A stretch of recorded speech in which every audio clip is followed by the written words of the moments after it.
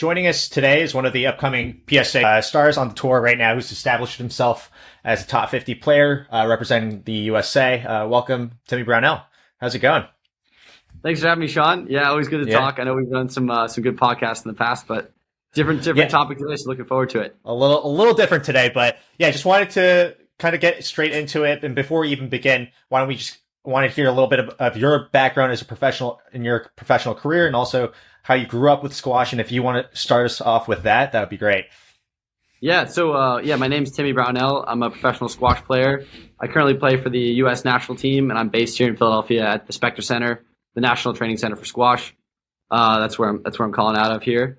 I've been around squash since I was born. My mom was a professional player and a coach. She coached for Dartmouth College way back in the day, so I've been around squash since I was a baby.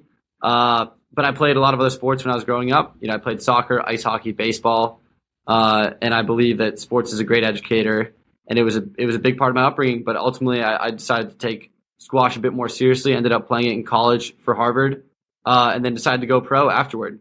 So that's a bit of my squash background. I've been on the tour now for two seasons. This is my third season coming up now. Just kind of rewind there. What you said you played ice hockey and squash as well, and other sports as well, but what made you decide to stick with squash from that journey and take it more seriously? So I always loved being active. It was a big thing in my family. We believed sports was a great educator. It taught me how to compete, teaches you how to lose well, how to win well, how to be a good teammate. And ultimately, I believe I was drawn to squash because it's so tactical. It requires a lot of thinking. And I really was fascinated by it. I never found myself bored by it, even though when I was younger, I got my butt kicked a lot. I really didn't win very many matches. So naturally, I just kind of found myself playing more and more of it. And as I got older, I kind of had to start putting more eggs into certain baskets. And I just decided to run with squash and just see where it took me.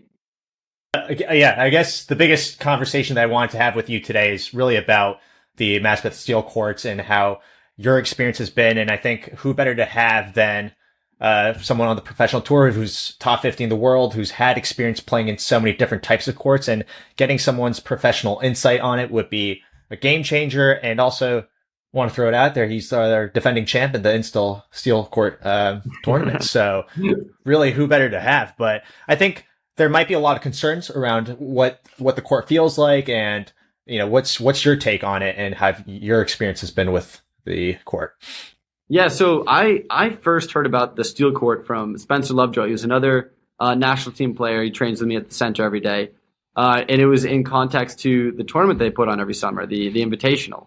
And I have to say, I was really skeptical at first of how the court would play. I played in open air courts, but not open to the sun, right? So I'd never played on a steel court, obviously. So I had a lot of questions about how the floor was going to play, how the walls would feel. And ultimately, there were a lot of doubts going in my mind when I was going to those first few matches, especially because there were a lot of strong players in the tournament as well. And I have to say, the court really did blow away all my expectations, particularly the floor at first. That was my biggest concern. I was worried about, is the floor going to be slippery? Is it going to be dangerous because it's open air and it's getting rained on? It's exposed to the elements. Is it going to be sprung? Because I've had a lot of issues on courts that I've played professional events in where the courts play a bit hard and players get injured. And I found the court to play very soft. The floor was very sprung, and the grip was good. So I was able to move in a way that I wasn't afraid of the court, which that's been the case sometimes in the past for me, even at professional level tournaments where I've kind of moved in a certain way to hide from the surface. But I found that the floor particularly was phenomenal from the get-go, which was a big relief.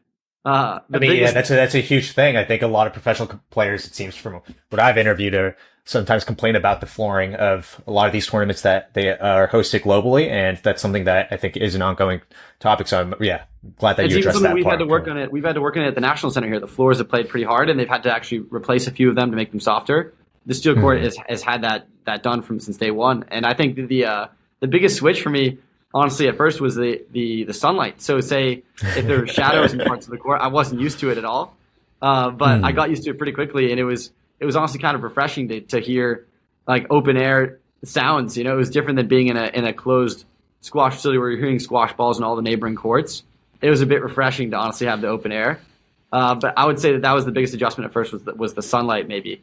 But the floor and the walls particularly, they both played decently. Have you ever gotten on that court yet or no?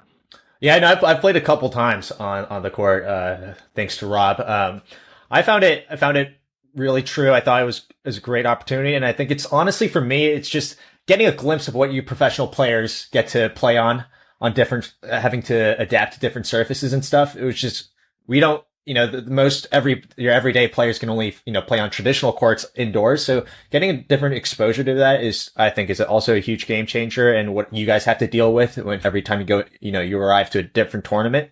So, and aesthetically, I think it's beautiful. It's beautiful. Yeah. Also, it's something interesting as well. For that first year I played the tournament, we had to play matches, believe it or not, into the winter. So I actually got to experience playing on the court in all the conditions. So I played a few matches where it was above 90 degrees, maybe 93, 94 degrees, and the ball was flying around, and the court held up very nicely. And I also played a match, believe it or not, where I think it was 32 or 33 degrees Fahrenheit outside. And I played a former pro player, Jamie Haycock's top 50 in the world. And we were able to play a 3-2 match, which was decent quality in freezing temperature on the court. And we weren't slipping on the floor, and the walls held up very nicely, and the bounce was fine. So I think that's honestly like very, very surprising to me that the court would hold up so well in conditions as extreme as those. Because that's a big thing, is that can the court be used year round? And again, I would have immediately said no, it couldn't have when I first heard about an outdoor court that was steel. But I was completely proved wrong when I played a professional level match in 33-degree weather, where I warmed up wearing a hat and gloves. I think I saw a couple photos of that, actually. One thing out of curiosity I want to hear about from you is, like, does strategy change on the outdoor courts compared to different courts that you play on in terms of how you play depending on your opponent and stuff? I would say at first, when I first started playing on it and I wasn't sure how it would play, I played a little bit more reserved, trying to get my feet under me. But the more I played, like the more minutes I spent on the court in those first few matches, the more I realized that I was sturdy and I could actually play my game. I would say the big adjustments were actually the sunlight, and then also the tin is high. So I normally play on a lower tin as a professional player. So strategically, bring you back to the junior days. Exactly, bring back to the junior days. It was, it can be a bit more attritional that way. But the court actually plays well. The ball grabs on the side walls, which favors a skilled player. Which is sometimes, if you think about what is a bad squash court, it's kind of a court that is a bit slidey. The ball doesn't take very well, and you can't manipulate the ball to your liking. And that's absolutely not the case with the steel court. You're able to cut the ball and move the ball into the corners of the court well, which is in the essence what squash is about. It's about, can you move your opponents to the extremes of the court and use your tactical ability to play a better chess game, essentially, than your opponent. And I found that the court did not take away from my ability to move the ball. And that was really refreshing, because that was one of my concerns when I was going to start playing there, was, is it just going to be a bash fest? And it was not at all. Well, yeah, cool. Is there anything else that you wanted to add in, on your end on the Maspeth squash courts and the feel of it? Yeah, I would say because if we want to talk about this new facility in Bridgeport, I think that like this style of court could be valuable in that, for a multitude of reasons. I think one, having an open air court, it's certainly a different environment to having the traditional indoor courts where the ball, you hit a lot of squash balls, you feel like you're kind of trapped in. It's definitely refreshing, and it's a new experience. And I think that the plans that I've seen have a bit of a hybrid makeup with indoor and outdoor courts. And I really like that idea, where kids are able to go play on a nice day outside if they want, and play with each other. I see that there is only one outdoor court, but I think maybe if there were multiple, if there were 2 or 3 outdoors, it'd be great if you could get a few kids outside playing together. It's such a different experience than playing indoors. So I really like that hybrid idea. And I think, honestly, it could translate well to these facilities. I've been around, obviously, the Squash Busters Boston facility, coming from Boston myself, and I see how valuable those programs are. My coach in high school, the assistant coach for Belmont Hill School, Guillermo Marunta, he was a Squash Busters player. So I've seen how that program can change lives, and I'm really excited that Bridgeport is considering using outdoor squash and steel squash as a part of their program, because I think it's quite valuable. And I've been blown away by how well the courts have played and how refreshing it is as a squash experience.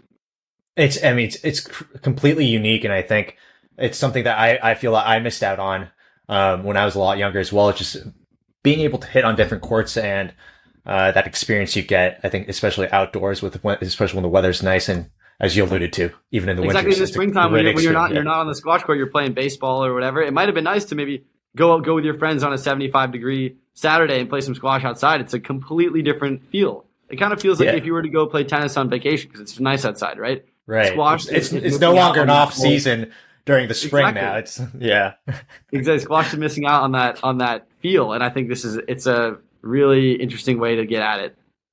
Yeah. Well, thanks, Timmy. Again, I think I want to throw that disclaimer that both Timmy and I are sponsored by Maspeth, but it's really just nice to speak on behalf of them and thank them for the opportunity to be sponsored by them and, showcase what we think of the courts and why we've decided to speak on behalf of them on this end. I'd say, closing remarks, I would say it seems like an amazing plan for the Bridgeport facilities. I'm really looking forward to see how it turns out. It looks like it'll be state of the art, and I'm really, really excited to see outdoor squash, becoming more in the mix. And I think it'd be good for kids' development, having access to both indoor and outdoor squash, whatever that entails. I think these programs change a lot of lives, and I really appreciate you guys listening to us today.